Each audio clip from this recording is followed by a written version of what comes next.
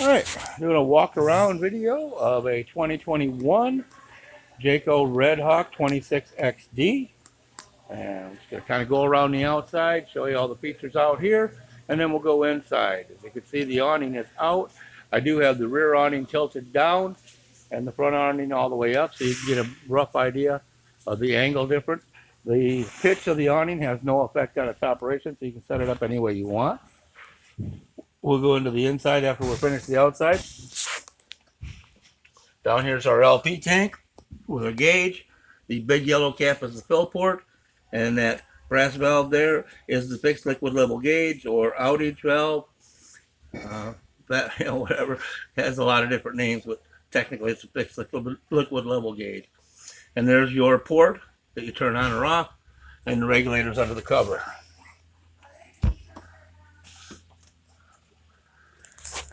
Next up, we got a storage compartment here. Inside the storage compartment, we've got a antenna connection and a 110 outlet. So if you want a TV out here, you can hook it up. Furnace. This is your burner air.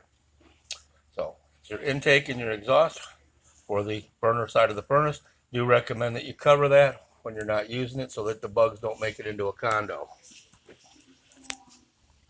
Out here is your refrigerator, your 110 plug, power board, your gas valve with that little brass knob is the on-off valve. When the line's horizontal, it's on. When it's vertical, it's manually off. And then your burner assembly is there. This thing was just washed, so I did get a little water in it. Here's your water heater, your drain plug down there, gas valve, burner assembly, your control board, your thermostat, T-stat, and ECO. On the T-stat, that little plastic tube is a thermostatic fuse designed to pop and shut the power off in case something goes wrong and it overheats. And then up here is your T&P valve, boiler valve, pressure valve, whatever you want to call it.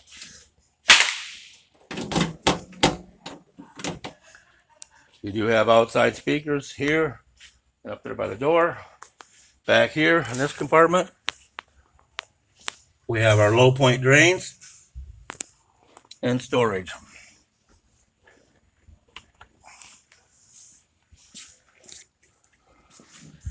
Coming back here, we have a bigger compartment, extra sewer hose, our starter kit.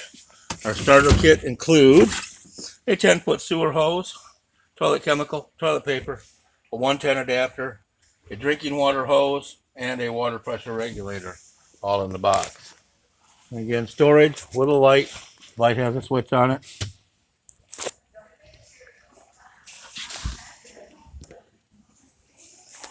Across the back, have a ladder to get up on the roof. Backup camera up there under the third brake light. 2-inch receiver and a standard 7-way trailer connector.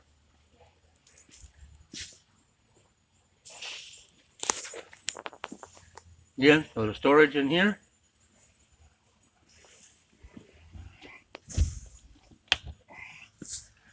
Outside shower.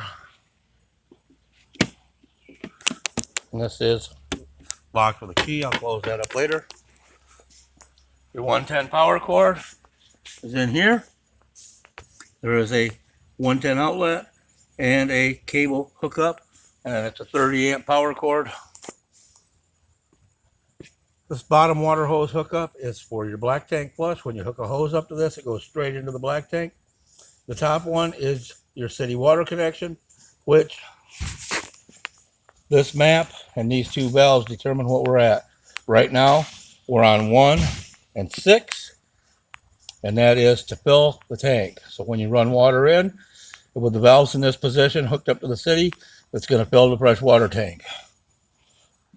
2 and 6 is city hookup. So when you're at a campground, that's where you put the valves when you're hooked up. Okay. 3 and 5 is what we call normal. That's using your freshwater tank and water pump. Okay. 1 and 4 you'll see is on the list twice. Country fill and sanitize the tank. So 1 and 4, when you hook a hose up to this, this becomes the suction side of the water pump, and it pumps directly into your water tank. So if you're going to sanitize the tank, you mix up a solution of bleach and water or whatever you're going to use to sanitize, hook it up, flip it in here, turn the water pump on, it pumps that into your tank, drive around, slosh it around, rinse the tank out, and you're done. Or if you wanted to hook up a hose to this or hook it up, you could fill your freshwater tank with Perrier or bottled water if you wanted to. The last one is winterize and sanitize.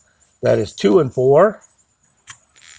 And now you drop a hose from here down into your antifreeze bucket, turn on the water pump, and it'll pump antifreeze through your system to winterize it. Put it in 3 and 5, water pump. Fuel fill is there.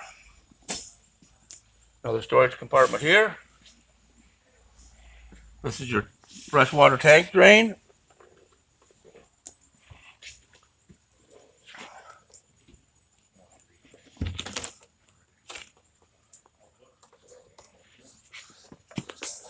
Okay, this is your generator. You pull the top out slightly after releasing those latches and lift it straight up to remove it. Down here is your control board for the generator, your starter solenoid for the generator, your air filter, part number is on it, your oil fill and check. Down tucked in there, kind of hard to see, is a circuit breaker. That breaker has to be on or you will not get any power. Our start and stop. Stop is stop and let go of it. If you hold stop continuously, it's prime. So it turns on. Now it just kicked in. We're running the fuel pump. If you haven't ran the generator for a few days, it's always a good idea to prime it for 30 seconds or so before you start it. That way you know you got fresh gas in the carburetor. You're good to go.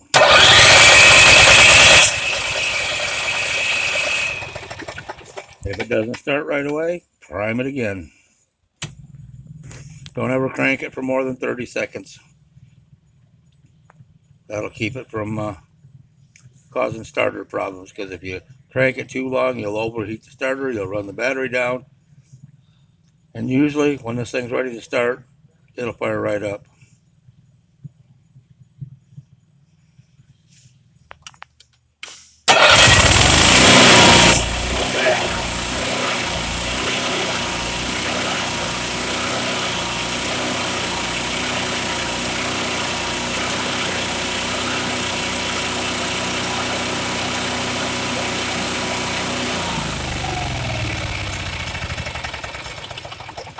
And that's that.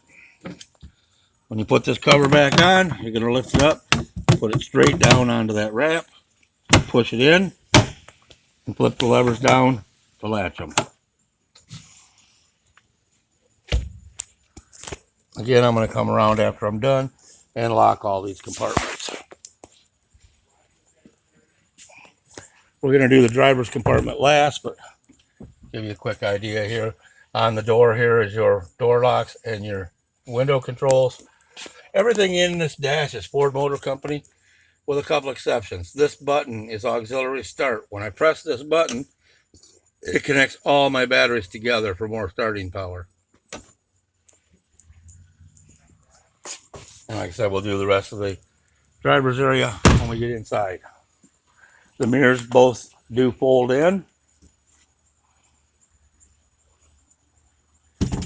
and they're detented, so you just pop them back out. Under the hood, we have fuse box, your antifreeze reservoir, your brake reservoir, your power steering reservoir. New motor, where's the dipstick? May not you? Yeah. This is your oil fill. Yeah, like my boss just said as he walked by, it may not even have. Oh yeah, it does. Dipstick's down there for the engine, up there for the transmission. Again, pretty much everything under this hood is Ford Motor Company. There's the exceptions. This solenoid and that breaker are part of that button that I showed you to push inside. When you, one of those cables goes to the house batteries, the other one goes to the engine batteries. When you push that button, it connects them together. Also, they have another breaker over here on this side, your windshield washer solvent, and your engine starting battery. But again, other than the couple of things under the hood, everything under this hood is Ford Motor Company. I'm going to pause a second. All right, coming back over here again. This awning is all the way up.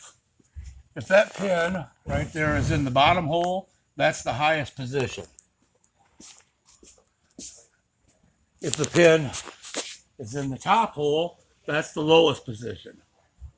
And again, you just push the pin into it and slide it to adjust it. We're gonna come inside a second here. Turn some lights on. My porch light is my exterior light switch. And then we're gonna run the awning in.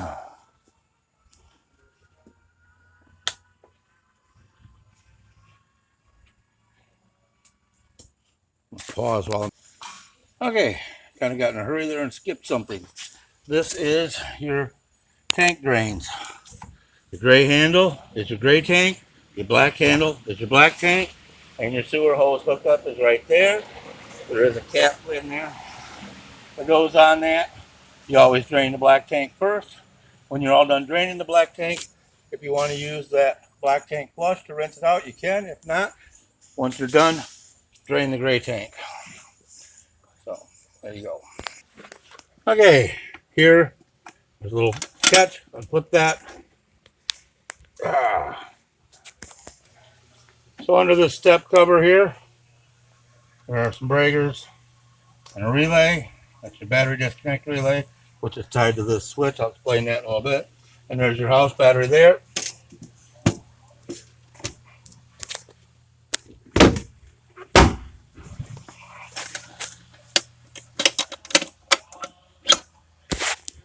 There you go.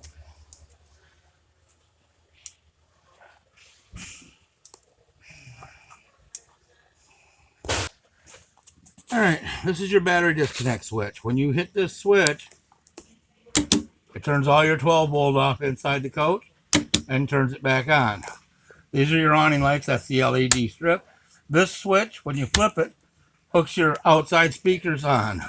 Right now it's inside speakers, and that's outside speakers. There's your awning in and out. Up here, interior lights, step switch, on and off. When the step switch is on, the step will stay out all the time. When it's off, it goes in and out every time you open and close the door. CO and propane gas alarm. That's an interesting way to call it.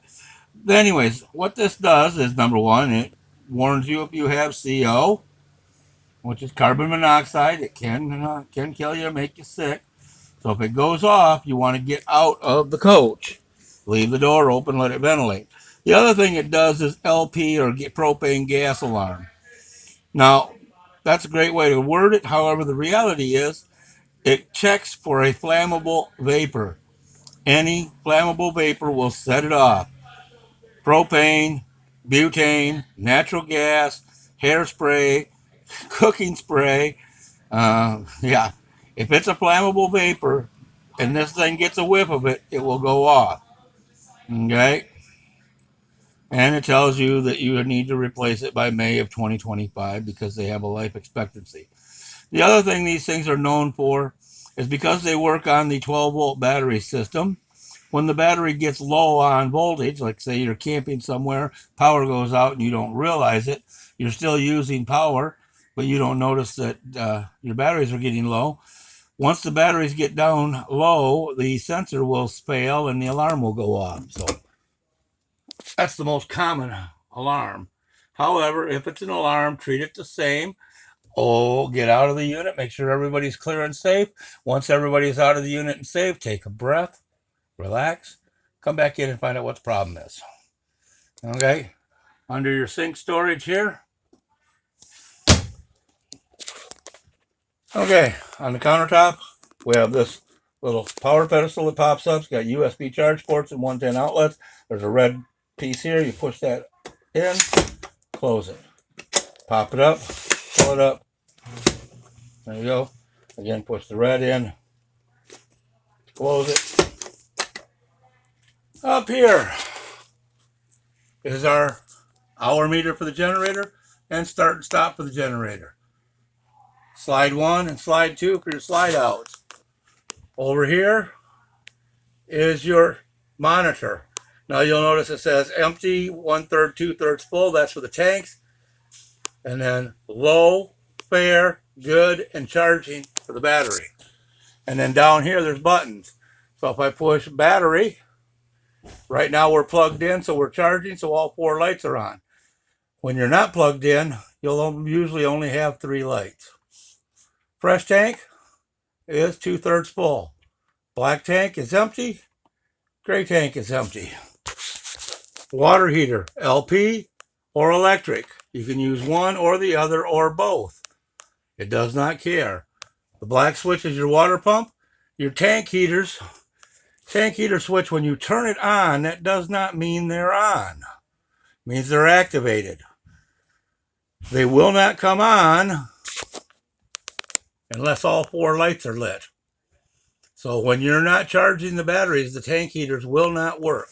What they are is little heating pads on each one of the tanks, freshwater tank, black tank, and gray tank, to help you keep from freezing. They will not prevent you from freezing. They will just make it harder to freeze. So slide outs, extend. And that's the slide out 1, your big slide out. Slide out 2, extend. And that is your bed slide.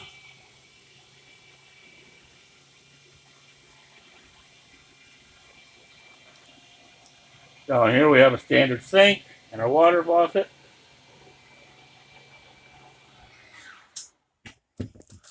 Above the sink we have light switches for the light over the sink and for the LEDs above that slide out. Okay. We have another door here for access to the sink storage and another door here access. That's all. There's 3 doors that access the under sink storage. Then you have drawers, sign off sheet,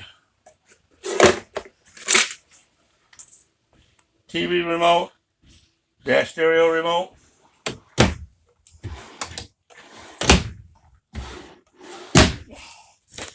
stove. Lift the lid up, flip it all the way over, flip it back, put the burner in the light position, turn the sparker. Put the next burner in the light position, turn the sparker. 1 click usually lights it. Same thing. There you go. And then once they're lit, you can turn them up or down however you want.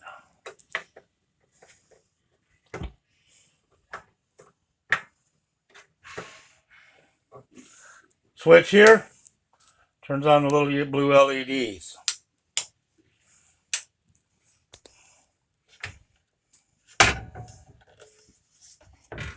You have a light above the cooktop and exhaust fan.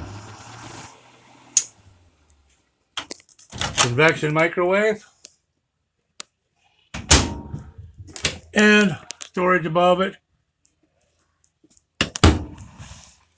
Cabinets above the sink, and that's where your plug-in for the microwave is.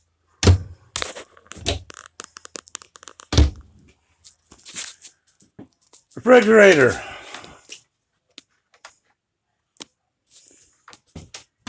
Freezer. All right, go over the controls. Power button. You can turn it on by mistake, but you can't turn it off by mistake. You have to hold it for a couple seconds to turn it off. So you turn it on. Mode A means automatic. That is electric only. That is gas only. And that is automatic. And automatic will switch back and forth from electric to gas as it needs to. Temperature.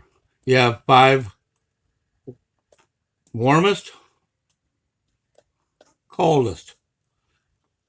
We start on 3, which is in the middle. You can adjust up or down from there. Temperature controls. For air conditioning, you have a mode section here. Cool, which is AC, fan only, off, or heat. All right, and then here you have a fan switch. So when you're in the fan only mode, you can control the fan by temperature or manually. And then your temperature slide is right here. So depending on where you have it set, turns it on or off. If you're on heat, you turn it up to get heat. Nice big closet. Drawers below it. When I was talking about using this to do antifreeze, this is the siphon hose that the factory sends with it. And this is paperwork for your awning. This bag is the Jayco manuals. More Jayco manuals, microwave stuff. Ford gives this vehicle a lot of different accessory options. So that's an accessory pack connections that comes with the Ford vehicle. They're not used in the RV, but they don't throw them away either. Coming back here, we have a light switch, and we have a slide switch back here for this slide out. This bed, just a flip over. Down here, there's 12-volt fuses across the bottom there, 110 breakers, and everything is labeled on the door. Flip this mattress end over and make the bed. I've been telling people for 20 years, take this bedspread and those pillows and any other soft frilly stuff that's in this coach and save it for when you trade it in. If you decide to add a TV in the bedroom, there is an antenna connection already here and 110 power and a sticker here for where the TV bracket needs to go for the reinforcement in the wall. Bathroom, light switch, and a fan switch. Shower,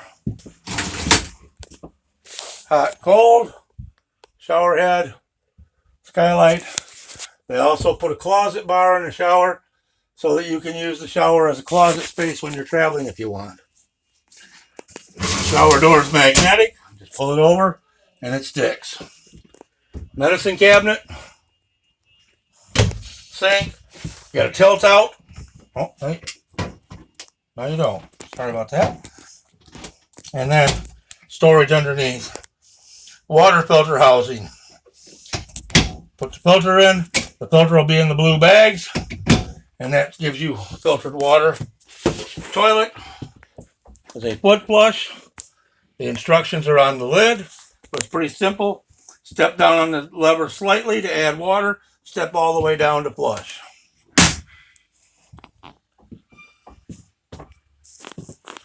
The rear window is an emergency escape exit. To use it, lift this lever all the way up, push the window out, and climb out. This shade, just pull it down or push it up.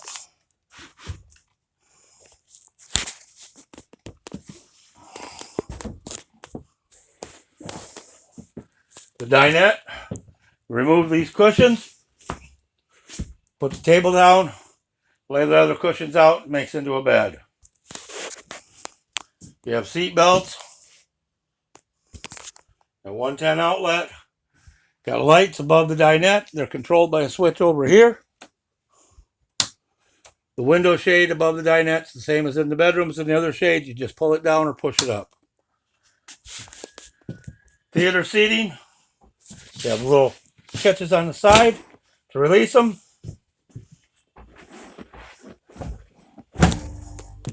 Cup holders. Storage above. More storage. TV. Curtain. Light switches for here.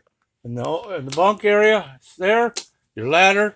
You got those little net areas for your odds and ends. This bunk section flips out of the way. Gives you more access to the cab area. And now we're going to stop for a second. All right now we're in the driver's seat. This is a 21 Ford. Quite frankly, I don't have that much time in one of these driving time, so I'm not 100% sure of all the features, but I'm going to bet they're pretty much the same. Some changes. Your rotary headlight control.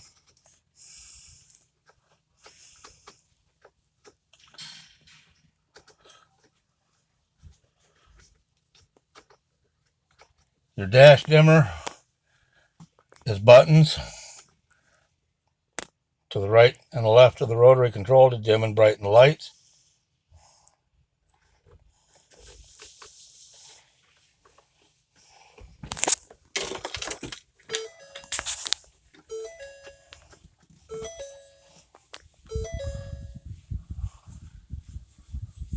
And it tells you in the center of the dash when you're dimming. Then you have your buttons here to scroll through your different trips. Go back to the main menu. You can go to fuel economy, driver assist, settings, trip 1, trip 2, up and down through there, however you want. Down here is your cruise control. On, off, set, plus, minus, resume, and cancel. So pretty much drive the thing with your thumbs on it. Over here on your turn signals, all the way forward, you just put it forward to put high beams on or off. Forward, forward, forward. Back, it's flash to pass.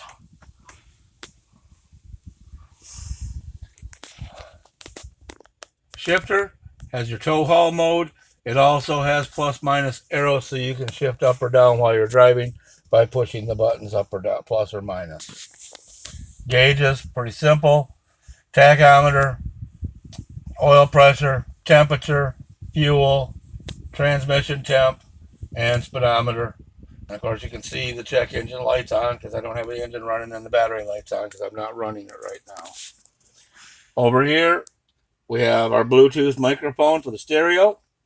When your phone is hooked up, your fan control for your dash heating and cooling, your temp, and your position for the dash heating and cooling.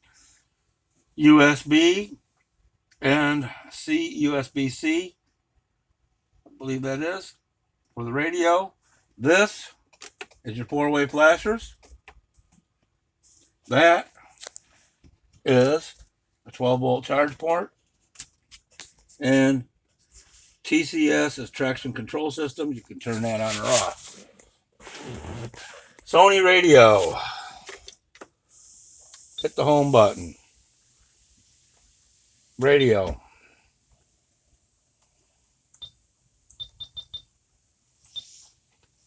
Volume. Don't know what kind of music you like. There's radio. Home button. Cirrus. That's the preview channel. You'll have to call them and get it set up. Bluetooth audio. You have to connect your phone. Phone USB. Rear camera. There's your backup camera. Settings. USB and all that. I don't believe this has navigation on it. A lot of our new ones do not have navigation because pretty much everybody uses the nav on their phone, which is updated constantly and much more accurate. So there you go. Different setups.